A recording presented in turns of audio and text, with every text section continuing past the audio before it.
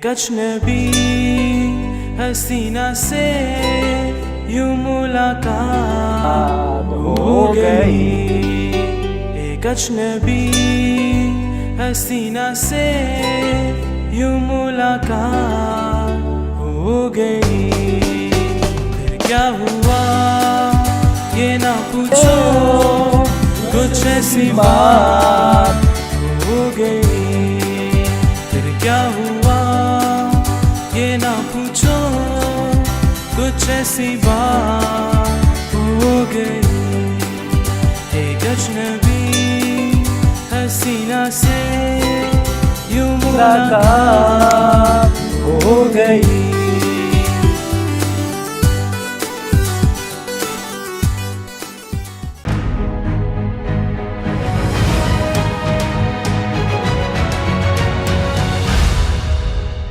अस्सलाम वालेकुम। Programme DMH special के साथ मैं हूं आपका होस्ट एहसन शहजाद और आप देख रहे हैं DMH न्यूज़। उम्मीद करता हूं आप लोग सब खैर खैरियत से होंगे। और आज जिस शख्सियत को मैंने दावत दी है स्टूडियो में किसी तारुफ के मोहताज नहीं है। बड़े प्यारे से नौजवान हैं, समाजी कारकुन भी हैं और मज़े की बात यह है कि सिंगर भी हैं। उनसे गाने भी सुनेंगे। समाजी कारकुन भी है, सियासत में क्या कर रहे हैं, लोगों में गर्म कपड़े वगैरह भी तकसीम कर रहे हैं गरीबों में जाके।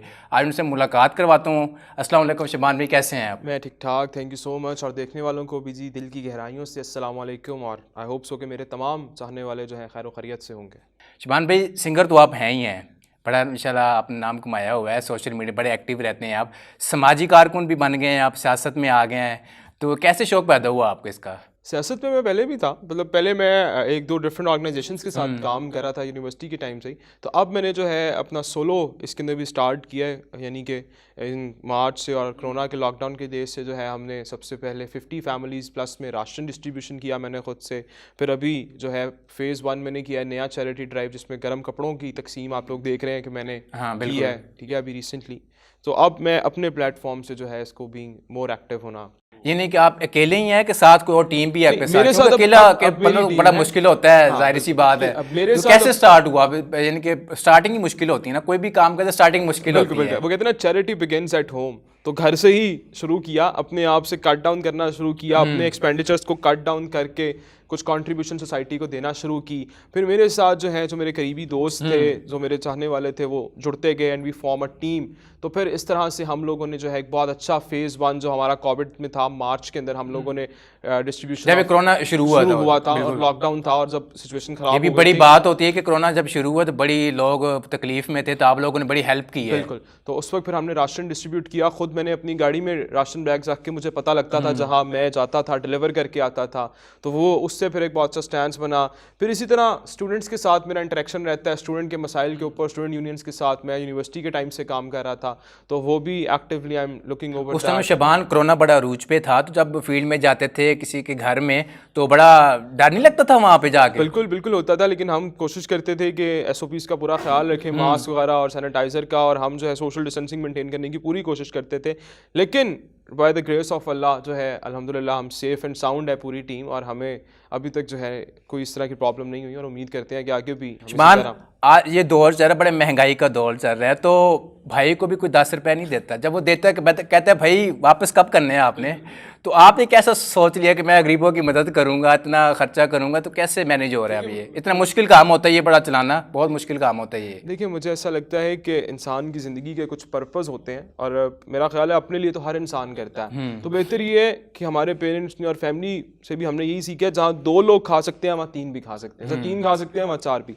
तो आप, ये ऐसी चीज़ है, मोहब्बत और रिस्क जितना आप बांटेंगे ना, उतना ज़्यादा मल्टीप्लाई होकर आपके पास आएगा। अभी तक लाहौर में कितने इलाकों में आपने तकसीम किया है ये गर्म कपड़े? मेरे अपने प्रोड्यूसर से मैं सलमान को कहूँगा कि ये जरा फोटेज भी दिखाएं शबान मुश्ताक की, जो तकसीम कर रहे हैं गरीबों में कपड़े, गर्म कपड़े तकसीम कर रहे हैं, फोटेज भी दिखाएं ज़रा।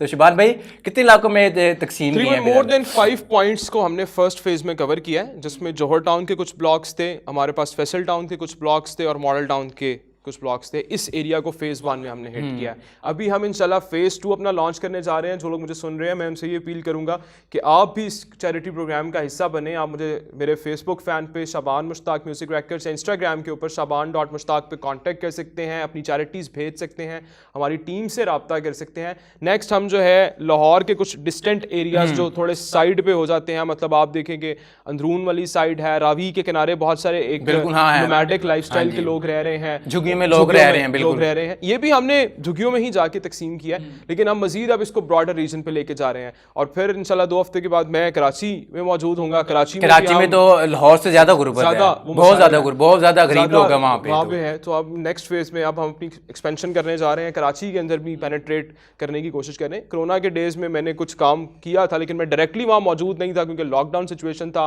और ट्रैवलिंग नहीं थी। तो शबान, ये भी देखने में आता है कि जब कोरोना स्टार्ट में हुआ था तो लोगों ने बड़ा राशन तकसीम किया था, ठीक है, एक एक घर में 4-4, 5-5 थैले जाके पकड़ा देते थे। तो वो भी हमने दिन भी देखा है, न्यूज़ भी चली है उस पर। वही लोग जो राशन कहते हैं हमारे पास खाने के लिए कुछ नहीं है, वही लोग उठा के बाहर जाके शॉप पे जाके सेल करते हैं। तो आप लोग ऐसे चेक करते हैं पहले ये मुस्तहिक है कि नहीं है? जो टीम है वो बाकायदा तौर पे इस चीज़ को चेक करती है और हम उनके आईडी कार्ड से उनकी रजिस्ट्रेशन करते हैं और हम ये चेकआउट करने के बाद, इंश्योर करने के बाद देते हैं। हम बिल्कुल किसी को रैंडमली इस तरह से राशन हमने नहीं तकसीम किया। हमें जिन फैमिलीज़ का पता था, जो हमारे पास ऑन रिकॉर्ड थी और हमें पता था कि they are the deserving ones जिनका इस वक्त मामला, तो हमने अटमोस्ट कोशिश ये की है कि उन तक पहुंचे। अब तक कितने लोगों में तकसीम की है टोटल? मोर देन आप कह सकते हैं 50+ फैमिलीज में मैंने जाती तौर पे जाके कैसा रिस्पांस मिल रहा है आपको? बहुत अच्छा रिस्पांस। मैंने तस्वीरें देखी हैं, बड़ी प्यार मोहब्बत मिल रहा है भाई को, मैंने देखी तस्वीरें बहुत ज़्यादा। और मैं समझता हूँ कि यही मेरी मोहब्बत है जो मैंने इस इंडस्ट्री में कमाई है और इसी तरह से मैं आगे भी काम करना चाहूँगा, क्योंकि मैंने तो आपको बताया कि मैं एक ब्रॉडर विजन पे अपने आप को देखना चाहता हूँ। मैं समझता हूँ कि इस मुल्क का मजदूर, किसान, तलबा, नौजवान, ये जो वर्किंग क्लास है ना, इसको किसी तरह अपलिफ्ट करना है मैंने। ये मेरी ज़िंदगी का एक एम और गोल्स में से है। तो आई एम क्वाइट होपफुल कि इंशाल्लाह आने वाले वक्तों में जब हम एक्टिव मजीद इस फाउंडेशन के थ्रू हो जाएंगे और मजीद मैं पेनिट्रेट करूंगा, तो फिर हम एक बड़ी ऑफिस बनाने जा रहे हैं, यानी कि आप फिलहाल तो अभी इस तरह का स्ट्रीमलाइन कर रहे हैं हम चीज़ें। एक तो ये अपना जो है ऑर्गेनाइजेशन का ऑफिस, अब मैं सोच रहा हूँ इसको बहन पे भी साथ दे रहे होंगे इसमें बढ़ चढ़ के। बिल्कुल फैमिली बड़ी सपोर्टिव है इस मामले में और बाकायदा तौर पे हम प्लानिंग कि अब हम, चूंकि मैंने सोशल एक्टिविज्म का काम स्टार्ट कर दिया है, तो अब थोड़ा सा और हम पेनिट्रेट कर जाएं तो बाकायदा एक हम अपना सेटअप इसके ऊपर लाएं और फिर इससे बड़ी मूवमेंट जो मैं देखना चाह रहा हूँ आने वाले वक्त के अंदर, उसको भी एक्टिव करने की कोशिश। तो शबान भाई, जब आप जाते हैं फील्ड में जाते हैं, राशन तकसीम करते हैं, तो लोग ये भी कहते हैं यार सिंगर भी है, हम सोशल मीडिया पे देखते हैं बड़े मशहूर हुए हैं, तो कैसा रिस्पॉन्स मिलता है? क्या कहते हैं, क्या मोहब्बत के साथ कैसे करते हैं? मोहब्बत है, बल्कि मैं तो अब आपको बताता हूँ कि अब तो दूर दूर से मुझे मैसेजेस आ रहे होते हैं, मेरे फादर को, मेरी सिस्टर को, मेरी फैमिली में लोग जो है ना वो उनको आके पूछते हैं, अच्छा आप शाबान के वालिद साहब हैं? हम उनके बहुत बड़े फ़ैन हैं, हमारा सलाम उनको दे दीजिएगा। तो मैंने पिछले दिनों ट्वीट भी किया था और फेसबुक पे भी डाला था, जब मेरे सिस्टर ने, मेरे कज़न्स ने, मेरे वालिद साहब ने मुझे बताया कि आपके बहुत सारे चाहने वाले हैं। तो मैंने ट्वीट किया कि मेरे आप सारों को दिल से शुक्रिया, मैं आप सबके साथ इस तरह से नहीं मिल सकता, लेकिन you people are very close to my heart. तो बहुत ज़्यादा एक खुशी का एहसास भी महसूस होता है और अच्छा लगता है जब आप लोगों को मेरा म्यूज़िक पसंद आता है, मेरा सोशल वर्क पसंद आता है। So I love that all. Music से बात याद आई तो म्यूज़िक सुनाई दें नाज़रीन। ये बड़े अच्छे सिंगर भी हैं माशाल्लाह, बहुत मशहूर हैं, सोशल मीडिया पे बड़े एक्टिव हैं, मॉर्निंग शो में बड़े जाते हैं, आप देखते होंगे। तो शबान भी कौन सा सुनाने जा रहे हैं गाना? मेरा जो एक पसंदीदा था, जुनून को हमने ट्रिब्यूट किया था साईं 2018 में। ये पहला ट्रैक था जिसने मेरा पहला टर्नओवर किया था, जो डिफरेंट टीवी चैनल्स पे रमज़ान में ऑनर हुआ था। तो मैं पहला ट्रैक साईं आपके साथ जो है वो सुनाता हूँ आपको। ये जी शबान का सॉन्ग सुने जी, एंजॉय करें जी शबान।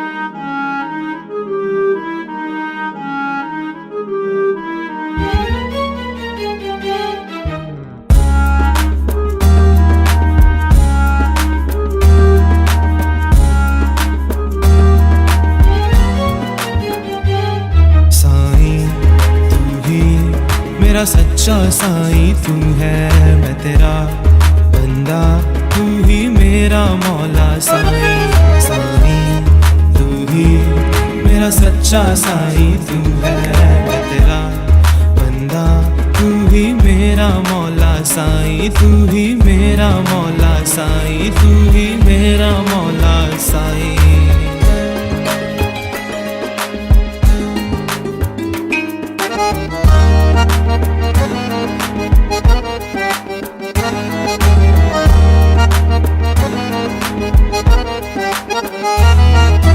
तन में तू है, मन में तू है, रूह के अंदर तू है, तन में तू है, मन में तू है, रूह के अंदर तू है।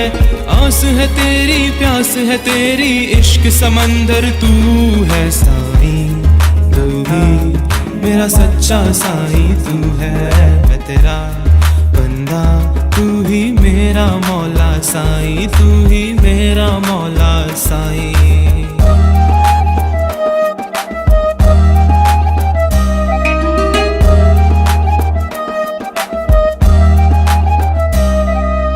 नक्श है तेरा कायम दायम, नक्श ख्याली हूँ मैं। नक्श है तेरा कायम दायम, नक्श ख्याली हूँ मैं। तू ही राज़िक, तू ही मालिक, तेरा सवाली हूँ मैं। साईं तू ही मेरा सच्चा साईं तू है, मैं तेरा बंदा, तू ही मेरा मौला साईं। साईं तू ही मेरा सच्चा साईं तू है, मैं तेरा बंदा, तू ही मेरा मौला साईं, तू ही मेरा मौला साईं, तू ही मेरा मौला साईं। वाह वाह, आला। शबाब, मुझे प्रोड्यूसर साहब कह रहे हैं कि एक ब्रेक ली जाए, यहाँ ब्रेक लेते हैं। नाजरीन हमारे साथ ही रह के वापस आते हैं।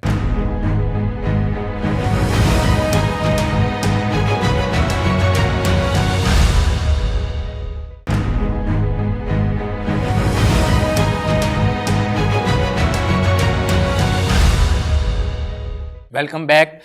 शबान, सिंगिंग का शौक़ कैसे पैदा हुआ आपको?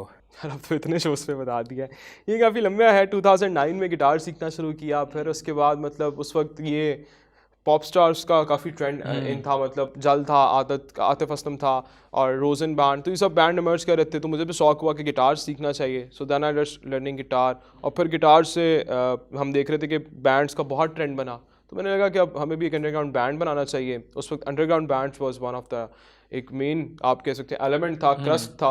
तो फिर हमने अंडरग्राउंड बैंड बनाया, अग्रेस द बैंड को 2-3 साल वो बैंड मैंने किया। उस बैंड में मैंने एज ए गिटारिस्ट और बैकग्राउंड वोकलिस्ट काम किया था। फिर अनफॉर्चुनेटली जब हम थोड़े से ग्रूम्ड हो गए, यूनिवर्सिटी लाइफ स्टार्ट हुई, तो काफ़ी बिजी हो गए, बैंड अनफॉर्चुनेटली नहीं चल सका। तो फिर 2016 में मैंने सोलो कैरियर अपना स्टार्ट कर लिया था। अच्छा, उस्ताद कौन था आपका? किसको रेडियो पाकिस्तान से हमारे उस्ताद थी जी, उस्ताद रशीद, और he is very humble person. उनसे मैंने म्यूज़िक सीखा है, और अभी भी रिसेंटली कभी हम जैमिंग वगैरह में उनको ज़रूर याद करते हैं, तो उनसे मैंने जो है वो सिंगिंग सीखी थी। बाकी गिटार कुछ चलते फिरते अयाज़ था, एक अयाज़ महमूद, उनसे सीखा था।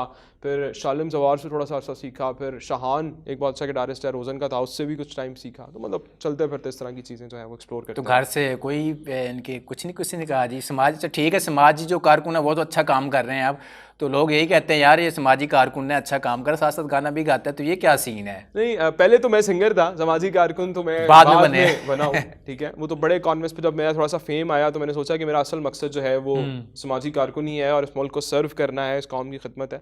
तो कभी कोई इस तरह की रेजिस्टेंस या रिटेलिएशन घर से नहीं थी, बिकॉज घर वालों को ये था कि आपका फ्यूचर जो है वो सिक्योर होना चाहिए बाय एजुकेशन। तो it was a very good thing कि मैं एजुकेशनली बहुत स्ट्रॉन्ग था, और फादर को इस तरह से कोई कंप्लेंट्स नहीं थी मेरे से। तो आई जस्ट आस्क्ड देम कि मुझे म्यूज़िक का शौक़ है और मैं इसको करना चाहता हूँ। तो उन्होंने फिर आपने एकेडमी ज्वाइन की कोई? हाँ, फिर बाकायदा तौर पे जो है मैंने एकेडमी ज्वाइन की। पहले गिटार के लिए क्लासेस मैंने ली, और फिर कोई 2.5-3 साल मैंने गिटार को बहुत अच्छे से मास्टर किया। उस वक्त मेरा सिंगिंग का कोई मूड नहीं था। जब मैंने बैंड भी बनाया था तो मैं गिटारिस्ट ही था, और मैं गिटार्स ही बहुत अच्छा प्ले करता था, अकूस्टिक। फिर इलेक्ट्रिक गिटार्स जो है मैंने वो सीखा। फिर उसके बाद जब बैंड नहीं चल सका ना, तो मुझे चूंकि म्यूज़िक इंडस्ट्री में आना था, हिस्सा बनना था, और ये सारा काम जो मैं अब कर रहा हूँ और आगे करना है, उसके लिए मुझे एक फेस बनना था, आइकॉन बनना था। तो फिर मैंने सोचा कि अब मुझे सोलो फ्लाइट ले लेनी चाहिए। तो फिर मैंने फादर से ये कहा कि now I would like to take a solo flight. तो पहली बात ही मान गए। मतलब कभी ही वाज़न्ट सो रिटेलिएट, क्योंकि हमने कभी इस तरह से उनको डिस्टर्ब भी नहीं किया। ही हैज़ अ ट्रस्ट, तो ये बड़ा इंपॉर्टेंट चीज़ है। तो उन्होंने सपोर्ट किया इस चीज़ को, और he is a very good supporter. और मेरी मदर बहुत अच्छा सपोर्ट करती है मुझे। मैं कभी जब जैमिंग अपने रूम में कर रहा हूँ, कोई गाना वाना गलत हो जाए तो मेरी वालदा मुझे कहती है यहाँ से सुर सही नहीं लग रहा है, इसको ठीक करके लगाओ। यानी कि वो भी उस्ताद है, मतलब घर वाले बहुत अच्छे लिसनर हैं। तो I always used to tell, मेरी बहन बहुत अच्छी जो है, she has a good listening, वो मुझे बड़ा सपोर्ट करती हैं, मेरे प्रोजेक्ट्स को प्रोड्यूस करती हैं, हेल्प करती हैं चीज़ों में। तो उस टाइम एजुकेशन थे, अभी भी आप पढ़ रही हैं, तो उस टाइम सिंगिंग और तालीम में टाइम कैसे निकालते थे? शायद इसी बात यूनिवर्सिटी भी जाना होता है, सिंगिंग को भी टाइम देना होता है, तो फिर कैसे टाइम मैनेज करते हैं? मतलब ये था कि मॉर्निंग जो है मेरा वो यूनिवर्सिटी में 3-4 बजे तक बिजी रहता था। फिर जो शाम का मेरा टाइम था जो आपका 6 बजे से रात 8-9 बजे, तो वो फिर प्रोडक्शन हाउसेज में और स्टूडियोज़ में इस तरह से जो है मैनेज करते थे। एग्जाम्स के जो वीक्स होते थे उसमें हम कोशिश करते थे कि फिर इस एक्टिविटीज़ को स्टॉप डाउन किया जाए। विंटर ब्रेक, समर ब्रेक के अंदर थॉरली फिर हम यही प्रैक्टिस करते थे, तो it is a good thing. तो फैमिली तो दूर हो जाती है फिर? यार फैमिली वाकई जाहिर सी बात है, एक सुबह यानी कि यूनिवर्सिटी गया, उसके बाद वापस आया, म्यूजिक को टाइम दिया, फिर उसके बाद फैमिली का टाइम तो बचते नहीं, जब घर बना वापस आता थका हुआ आके सो जाता है। आप सही कह रहे हैं, ये चीज़ मैं सबसे ज़्यादा मिस करता हूँ अब अपनी लाइफ में, क्योंकि मैं अब ज़्यादा बिजी हो चुका हूँ, पहले भी बिजी था, तो फैमिली वाकई बहुत निगलेक्ट होती है। बिकॉज रात सारी स्टूडियोज़ में, मॉर्निंग आपका जॉब सिनेरियो, यूनिवर्सिटी सिनेरियो, फिर आपके टीवी शोज़, सोशल एक्टिविज्म, इन सब के अंदर यकीन माने कि पिछले कुछ 2-3 महीने से तो इतना शदीद बिजी हुआ हूँ जब से ये एल्बम का काम चल रहा है कि फैमिली को मैंने वाकई प्रॉपरली टाइम नहीं दिया। ये थोड़ा सा जो है, इसीलिए वो शोबिस के लोगों की जो है ना वो फैमिली रिलेशन से इतने अच्छे नहीं होते। नहीं, आपको भी कुछ चोट लगी हुई है? It's a part of life, बिल्कुल लगी हुई है। आई बिलीव बहुत ज़रूरी है, पेन के बगैर it can not make you an artist. हाँ, वो आवाज़ नहीं निकलती, वो आवाज़ पेन नहीं का निकलती, दर्द निकलता है ना, फिर वो कोई और चीज़ निकलती है वहाँ से। मतलब जो एल्बम का टाइटल, बल्कि एल्बम का जो टाइटल सॉन्ग और जो एल्बम का क्या कहते हैं टाइटल भी है, वो भी है तेनू बेवफा कवा मेरा दिल नहीं हो मंदा। तो वो गाना उस वक्त लिखा था जब मैं पूरा टूट चुका था और वो दिल की आवाज़ थी। अगर ये गाना भी सुना देंगे तो क्या ही बात होगी, मैं कहता हूँ। अच्छा, ये टाइम मतलब एल्बम से थोड़ा सा पहले ही सुनना है? चलें, इसकी में 2 लाइनें आपको, जो आखिरी स्टेंजा है वो थोड़ा, हाँ वो सुना दें। नाज़रीन को पता और भी चले ना, सिंगर हैं तो चोट लगी हुई है, तो इनको भी पता होना चाहिए, नाज़रीन को भी। तैनू चाहनिया जग देना सोनिया, हरदम सजना वे मर मर के जूंदिया, तैनू चाहनिया जग देना सोंदिया, हरदम सजना वे मर मर के जूंदिया, तेरे बाद जो जी लवा मैं मेरा दिल नहीं हो मनदा, तेनू बेवफा कवा मैं मेरा दिल नहीं हो मनदा। सॉन्ग तो आपने सुना दिए, मिली भी है कि नहीं? अक्सर मोहब्बत तो मिलती नहीं है, वो किस्मत वालों को मिलती है। वो मेरी पहली मोहब्बत, वो मेरी पहली शिकस्त, फिर पैमाने वफा 100 मरतबा की है, तो इट्स लाइक वो नहीं मिलती। तो अपने दिल को संभाल लिया फिर आपने? आप बिलीव सोशल एक्टिविज्म बहुत अच्छी चीज़ है। नहीं, अक्सर तो मैं यही देखता हूँ जिसको अपनी वो कहते हैं ना मोहब्बत नहीं मिलती, कोई नशे में लग जाता है, कोई क्या करना शुरू हो जाता है, कोई क्या करना शुरू हो जाता है, मैं कोई खुदकशी कर रहा हूँ, बड़े डायलॉग होते हैं माने। वो डायलॉग्स ही होते हैं। वैसे वो जॉन एलिया साहब क्या कहते हैं कि ना मौत आई ना कुछ हुआ, हम भी जिंदा हैं तुम भी जी रहे हो, बट आई बिलीव कि ना एनर्जी होती है, वो जब आप टूटते हैं आपके पास एक एनर्जी, अब वो आपकी मर्जी है उस एनर्जी को किस तरह से यूटिलाइज करते हैं। मेरे पास ज़िंदगी का बड़ा कैनवस था, मेरे पास ज़िंदगी का एक बड़ा मकसद मौजूद है कि मुझे इस कौम के लिए कुछ करना है, मुझे अपना म्यूज़िक करना है, तो डेफिनेटली आई बिलीव दैट कि मैंने वो जितना पेनफुल एनर्जी था उस सारे एनर्जी को ट्रांसफॉर्म किया, and I am happily sitting in front of you, मतलब I am alright with my life and I am doing my social work, I am doing my music with the great ज़ीज़ चंसील। So that's all. तो शिबान, आपका favourite song कौन सा है आपका? यार मेरा जो फेवरेट, आप दिल से गाते हैं? दिल से गाते हैं। रब्बी शेरगिल का एक गाना है तेरे बिन सानू सोनिया, वो मेरा दिल से गाने वाला सॉन्ग है। मैं कभी ड्राइव पे हूँ, मैं कभी कहीं हूँ, तो मैं वो जरूर सुनाना चाहूंगा। वो अक्सर मैं सुनता हूँ आपके स्टेटस पे लगे होते हैं, गाड़ी में लगा होता है, मैं सुनता हूँ। फेवरेट मेरा सॉन्ग हुआ तेरे बिन सानू सोनिया, कोई और नहीं हो। ये सुना दे जरा नाजरीन को। एक अजनबी हसीना से यूं मुलाकात हो गई, एक अजनबी हसीना से यूं मुलाकात हो गई, फिर क्या हुआ ये ना पूछो, कुछ ऐसी बात हो गई, फिर क्या हुआ ये ना पूछो, कुछ ऐसी बात हो गई, एक अजनबी हसीना से यूं मुलाकात हो गई।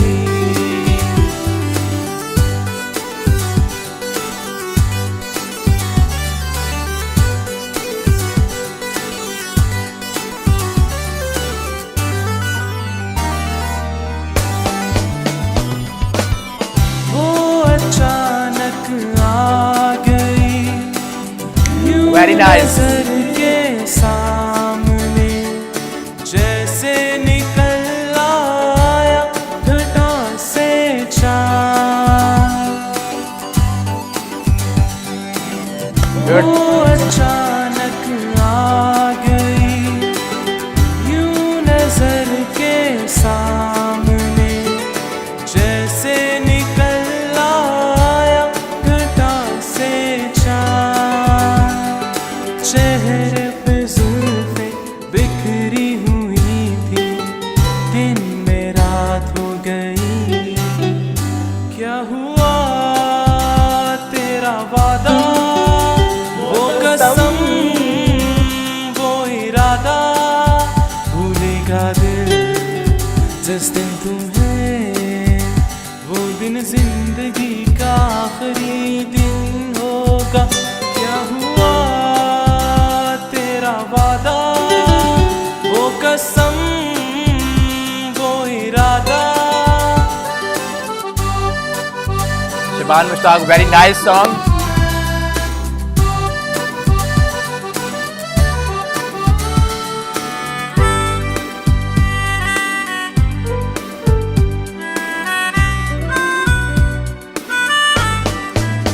वो कहने वाले मुझको फरेबी, कौन फरेबी है ये बता। वो जिसने गम लिया प्यार की खातिर, या जिसने प्यार को बेच दिया। नशा दौलत का ऐसा भी क्या, बेवफा ये भी क्या याद नहीं। क्या हुआ तेरा वादा, वो कसम, वो इरादा, भूलेगा दिल जिस दिन तुम्हें, वो दिन जिंदगी का आखिरी दिन होगा। क्या हुआ तेरा वादा, वो कसम, वो इरादा। बहुत आला, बहुत आला। Thank you so much. Shaban, कभी ऐसे कॉन्सर्ट में गए, हज़ारों की तादाद क्राउड होता है वहाँ पे, तो हर एक ही फरमाइश होती है, यार मेरा गाना प्ले कर दे, मेरा गाना प्ले कर दे। को सिंगर तो बेचारा फंस जाता है वहाँ बिल्कुल ऐसे ही है। पे। वो कैसे मैनेज करते हैं वहाँ पे जाके? यार उसमें ना फिर एक प्लेलिस्ट तो हमने डिज़ाइन की होती है। हम एक तो उसको करते हैं, मुझे याद है इधर हमदर्द हॉल के अंदर मेरा एक शो था, उसके अंदर इस तरह का सिनेरियो भी हुआ था। और फिर 3-4 जो है फरमाइशी हम ले लेते हैं, जिसको चंक्स में, हम पूरा गाना नहीं करते, फिर चंक्स जो है ना हम वो कोशिश करते हैं कि सबको एंटरटेन कर दिया जाए। तो लाइक हाँ, लेकिन हम कोशिश यही करते हैं कि उस तरह की प्लेलिस्ट डिज़ाइन करें कॉन्सर्ट के लिहाज से जो मैक्सिमम लोग सुन रहे होते हैं। तो कभी गए हैं, कभी बाहर गए हैं कभी सिंगिंग करने के लिए, या पाकिस्तान में ही है? यार पाकिस्तान में अभी तो फ़िलहाल काम किया है, और वैसे पर्सनल ट्रिप्स तो आई यूज़ टू डू। और अभी अब ये हम जा रहे हैं अपने एल्बम के शूट के लिए, वीडियोस के लिए दुबई जा रहे हैं, मॉरिशस जा रहे हैं। ये सब टाइम पाइपलाइन में चीज़ें मौजूद हैं। तो आई होप सो कि बहुत जल्दी सब कोविड की सिचुएशन खत्म ये हो। जो एल्बम के लिए जा रहे हैं, आपको स्पॉन्सर है या खुद अपनी जेब से लगा रहे हैं? क्योंकि अक्सर सिंगर तो अपनी जेब से लगाते हैं, या कोई स्पॉन्सर। पहला कोशिश ये होती है स्पॉन्सर ढूंढें हम, अगर स्पॉन्सर ना मिले तो फिर मजबूरी बन जाती है। मेजर प्रपोर्शन तो मेरी अपनी ही इन्वेस्टमेंट है। उसकी वजह ये है कि अभी स्पॉन्सर्स वाला उस तरह से सिनेरियो नहीं है, क्योंकि जब हम देंगे किसी को अपना एल्बम किसी रिकॉर्डिंग लेबल को और वो थोड़ा सा हिट होगा, तो फिर डेफिनेटली आपको पता है स्पॉन्सर्स ज़्यादा बेहतर मिल जाते हैं। तो अभी तक कितने सॉन्ग आए हुए हैं आपके ऑडियो सॉन्ग? यार 5 वीडियो सॉन्ग्स बल्कि मेरे आए हुए हैं। अच्छा, ठीक है। और एल्बम जो है उसमें 8 गाने हैं जिनके ऑडियोज रेडी हैं। कुछ वीडियोस जो हमने पाकिस्तान में शूट करने थे किसी हद तक कर लिए हैं, अब जो अब्रॉड के शूट्स हैं वो रह गए हैं। और 5 वीडियो सॉन्ग्स में से जो टर्नओवर सॉन्ग्स थे वो 2 थे, जिसमें से 2018 का साईं जो सबसे पहले मैंने सुनाया, फिर एक ट्रैक 2019 में मैंने किया था रीमेक वो ही खुदा का। उसको एक बहुत सोफिस्टिक सी फील हमने दी थी with the flute acoustic touch के साथ ना, यानी अकूस्टिक गिटार्स था, फ्लूट बाकिर भाई ने बजाया था उसमें, बाकिर अब्बास ने। तो वो एक बहुत ज़्यादा टर्नओवर वाला ट्रैक था, और वो रिलीज़ भी अमेरिका से हुआ था। तो उसने जो आपका मीडिया फेम बनाया था, और वो सबसे ज़्यादा तो वो वही खुदा ने बहुत ज़्यादा सपोर्ट किया। So that actually become one of my identity. Even कि मैं आपको ये बताऊं कि वही खुदा आतिफ असलम ने कोक स्टूडियो में किया था, लेकिन उसके बावजूद मुझे बहुत सारे व्हाट्सएप कॉल्स, फेसबुक पे मैसेजेस आए कि your version was better than Atif Aslam. लेकिन चूंकि आतिफ असलम एक बहुत एस्टैब्लिश आर्टिस्ट है, तो वो कुछ भी डालेंगे तो वो ऑब्वियसली बात है मिलियंस में चले जाते हैं। तो शबान भाई क्या मैसेज देना चाहेंगे? सबसे पहले तो मैसेज मुझे यही है सब लोगों को कि अपने इर्द गिर्द के लोगों में देखें जो मजदूर, किसान और इस्तक़साल तबकात हैं, उनका एक तो हमें ख्याल रख के चलना है। और सेकेंडली मेरे एल्बम का सब लोग बहुत जो है वो इंतज़ार कर रहे हैं शिद्दत से, तो उन सबको ये कहना चाहूँगा कि इंशाल्लाह कमिंग ईयर में my album is coming along with the videos. और आपने do subscribe my social media forms, जिसमें फेसबुक फ़ैन पेज है, इंस्टाग्राम है, मैं रिपीट भी कर देता हूँ, इंस्टाग्राम पे है जी shaban.mushtaq, you can join that, you can message me that. मैं बहुत सारे मैसेजेस को खुद मॉनिटर करता हूँ, तो मैं आपके मैसेज का कोशिश करूँगा कि वहाँ रिप्लाई कर सकूँ। फेसबुक फ़ैन पेज है शाबान मुश्ताक म्यूज़िक रिकॉर्ड्स, आप वहाँ भी मुझे ज्वाइन कर सकते हैं। थैंक यू सो मच एहसन कि आपने मुझे अपने थैंक यू, आपका भी शुक्रिया, बहुत बहुत शुक्रिया आपका भी। जो है वो सब बहुत अच्छा लगा मुझे शो पे आके आपके। थैंक यू शबान भाई। हमारा प्रोग्राम का टाइम ख़त्म हो जाता है, तो आपसे मुलाकात होगी एक और नए अच्छे सिंगर के साथ। तो मुझे दीजिए इजाज़त एहसन शहजाद को। तो शबान भाई से एंड पे गाना सुनते हैं, आप इंजॉय कीजिएगा। अल्लाह हाफिज़।